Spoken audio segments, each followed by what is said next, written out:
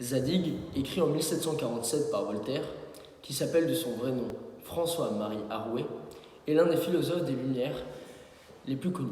Il est conteur, philosophe, poète, dramaturge et historien. Zadig, personnage inventé par Voltaire, voit sa destinée chavirer au vu de toutes les épreuves qu'il affronte au fur et à mesure de ce roman. Ce personnage n'a pas ce qu'il mérite. Un héros vertueux, Zadig est un jeune philosophe, il a tout pour lui, il est jeune, riche et il a l'intelligence. Seulement, Voltaire nous montre que le bonheur ne dépend pas de nous seuls. Néanmoins, à la fin de l'histoire, Zadig triomphe. Il devient roi et épouse la femme qu'il convoitait. Les thèmes principaux dans ce roman présenté sont tout d'abord la destinée. Zadig est destiné à passer une vie merveilleuse en vue de ses capacités intellectuelles. Seulement, il est puni au fil du roman. Et tout ne se passe pas comme prévu. Un autre thème abordé est le fanatisme religieux, où les hommes adorent leur Dieu de façon fanatique, ce qui laisse place à des disputes.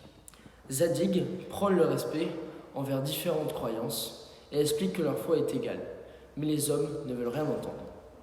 L'injustice politique est beaucoup mise en avant dans cette œuvre. Zadig est plusieurs fois mis en prison et relâché comme bon semble la volonté du roi Mouadbar. Voltaire dénonce les pleins pouvoirs du roi et critique la monarchie française de l'époque. Voltaire arrive à faire amuser le lecteur, car pour lui, le meilleur moyen d'instruire est de faire rire. Donc, il va divertir le lecteur avec, par exemple, de nombreuses hyperboles avec un ton ironique, tel que « On venait à cette solennité de la terre, chapitre 5, ou bien « Ce prix inestimable ». Aussi, on peut trouver ce ton ironique quand le roi décerne un prix à la personne la plus généreuse, alors que la généreuse ne devrait pas être récompensée. En ce qui concerne la morale ou la réflexion, Voltaire laisse guider le hasard au fur et à mesure de notre vie. Il est maître de nos actions et de notre existence. Voltaire arrive à nous faire comprendre cela d'une manière comique. Je dirais que la réflexion est la substantifique moelle, comme dirait Rabelais.